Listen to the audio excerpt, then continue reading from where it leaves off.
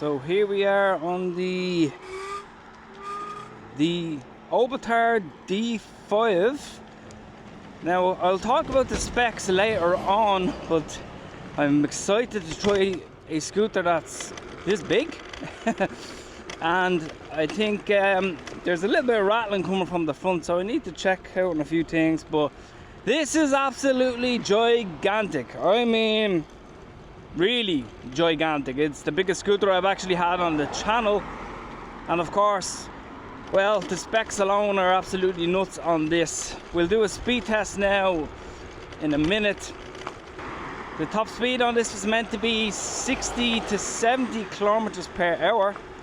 It has 2,500 watt motors each, 48 volt 35 amp hour battery with a range of up to 120 kilometers. So, and of course the battery is removable, but I'll talk about in the end of the video what I like about it and what I don't like about it.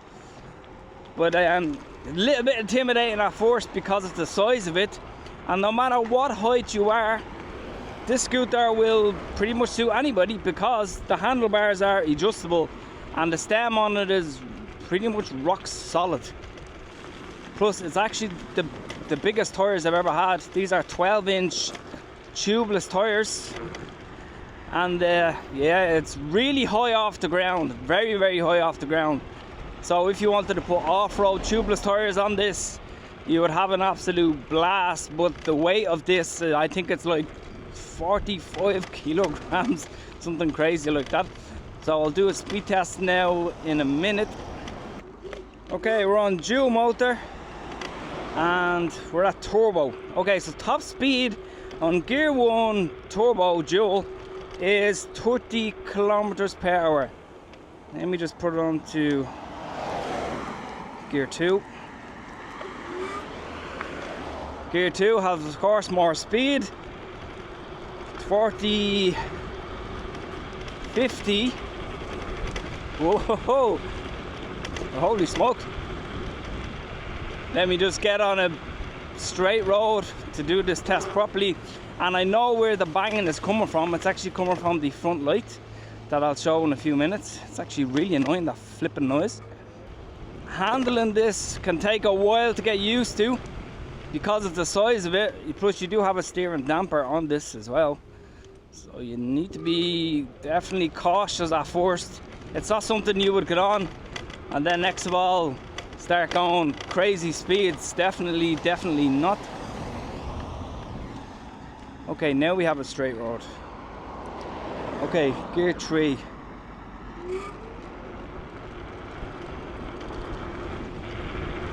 $40, 45, 50, 55,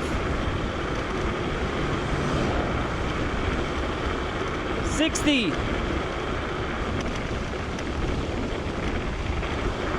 62, 63. Ho, ho, ho.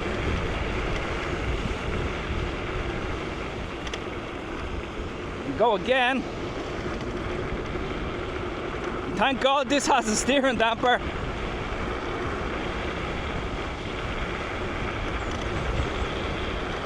62, 63, 64.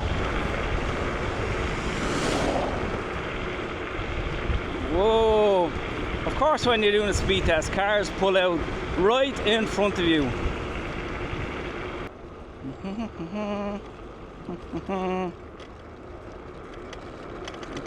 Okay, let's go one more time. This road is really straight and long. Okay, what full speed can we get?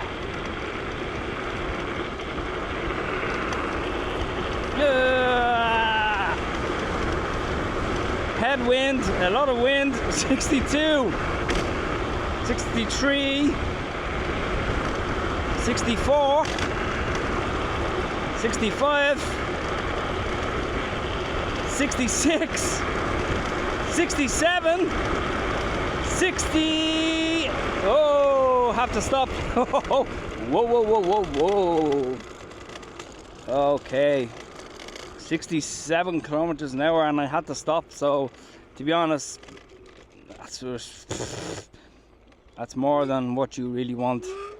Holy smokes. I mean, I think you can tweak the P settings on this as well to have more like initial torque, but if you just take a look here, it's more than enough. Plus it doesn't wheel spin off the line, which is actually really good, you know. And I think the tires do a fantastic job, but damn, this scooter is absolutely huge.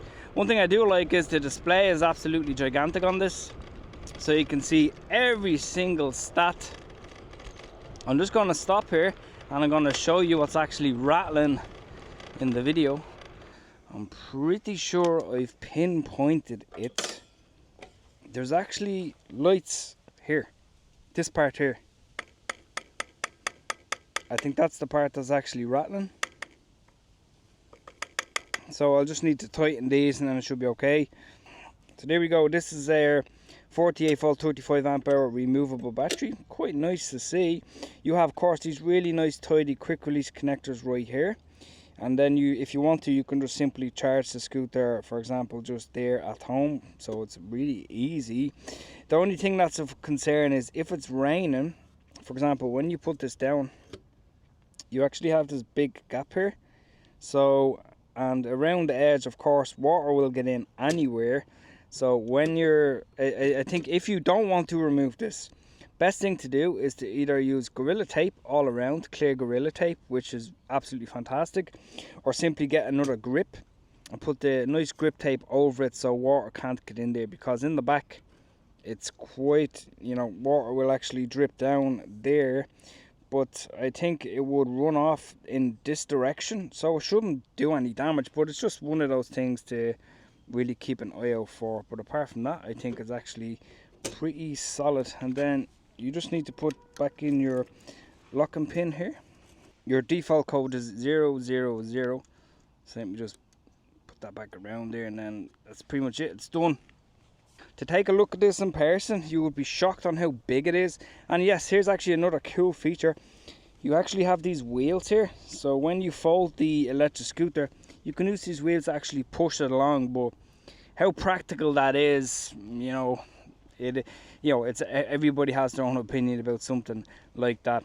But let's do another spin around here and then test the brakes, and then we'll see how we get on. So actually, there's the scooter folded, but again, I mean, it's huge. You'll have to get a friend to help you, but you have those wheels there, so if you put the kickstand up, you can wheel it along, which is actually, you know, it's a feature that's actually not too bad. Yeah, so like what I was saying, that's pretty much everything you could want.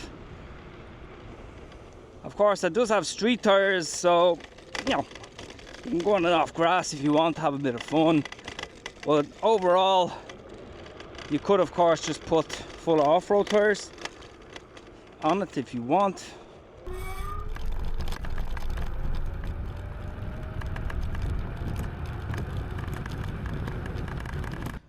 So, enough riding, let's break this review down. So this is the Obarter D5, absolutely gigantic, probably the biggest scooter I've actually had on the channel. It has the 12-inch tubeless tires. You have a huge 48 volt 35 amp hour removable battery here. One of the things that bothers me though, there is clacking from the actual tray itself to take out the battery, which I do find quite annoying, to be honest. And you have a little bit of clacking coming from the front, but you know, that's just me. I like things to be nice and smooth when I'm actually riding, but I mean, it has a lot to offer, to be honest.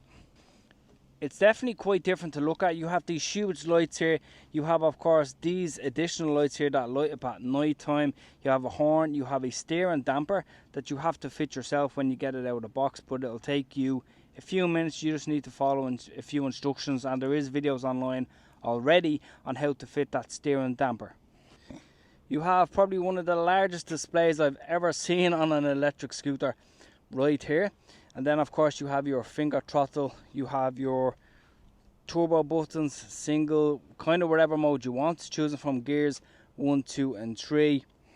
You have these gigantic mud guards, but again, they make a little bit of noise, but that's just me being picky. You have these really kind of funny rear lights, but they do the job. They are also indicators on this electric scooter. A huge chunky stem here. Of course, you have all these screws here, which I don't personally like on a lot of electric scooters, because it just means you need to maintain them more and make sure everything is tight. But it seems solid enough. Huge lights, huge 12-inch tubeless tires. You of course have the full hydraulic brakes. Suspension on this ain't too bad. I think if it had full hydraulic suspension, it would be an absolute dream of a scooter going over bumps and would be very, very smooth. But again, no matter what height you are as well, you have this adjustable stem height, so you will be quite comfortable in that case. So it's suitable pretty much for anybody. But let's talk about who it's for. One of the things that's always concerned me is when people go ahead and they buy electric scooters, sometimes they don't consider the weight of them, and this is very heavy. It's like well over 40 kilograms, and I'm telling you now, I struggled to carry this down 3 steps. So you really have to take that in mind, and it is awkward to lift. The back is no problem because you have this handle here, but at the front you have to put your fingers kind of underneath the deck or where the swing arm is, but you need to be careful because I actually nearly got my fingers jammed. So it's definitely awkward to carry around spaces. So who would this be for? Well, definitely if you have a lift, you should be okay, and if you don't have any steps, you should be okay. If you live in a house, of course, you'll absolutely be fine. But even in saying all that, this is basically targeted towards, okay, let's talk about the portability. Like what I said, it's not portable really at all, and yeah, you will definitely struggle. I think durability, it should be okay, but you need to check the screws quite regularly on this. Safety, it has the full hydraulic brakes, it has lights all around the scooter, so definitely no concerns there, and brilliant stopping power. Of course, the performance is really good because you have 2,500 watt motor in the front and in the rear, so you won't have an issue in that department. Hill climbing ability, again, no issue. You have the dual motors there as well, so no complaints there. So this is for somebody who looks to go long distances, who likes a bit of speed, maybe likes to do a bit of off-roading, because you could fit, if you could get them 12-inch full off-road tires for something like this, you'd have an absolute blast in that case. To be honest, personally, it's not for me because it's too big. You know, it's way too big, and the fact that I have a bad shoulder already, I don't think it would be something I'd like lifting up every day up 2 or 3 steps, because over time it would aggravate me and make my pain a lot more worse.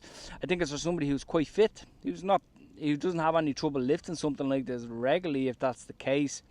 But even at that, long distance rider who loves speed, it's not for beginners. It's too heavy. It's too heavy. First of all, if you're a beginner, you would struggle to actually handle this at higher speeds, and you'd probably cause yourself an accident. So it's definitely more for an experienced rider. Now, when it comes to price, hang on a second.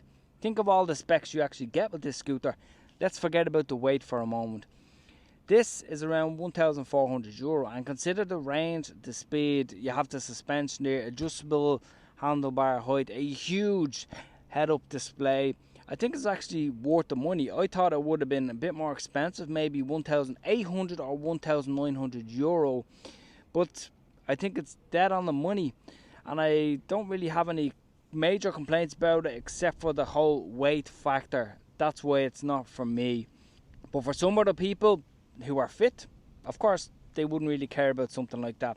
So if you had enjoyed this video, and if you want to see a different dual motor scooter like the Kukirin G3 Pro that I also reviewed, that's a similar price point to this, go and have a look at that video right now. In the meantime, stay safe, and I'll talk to you in the next video.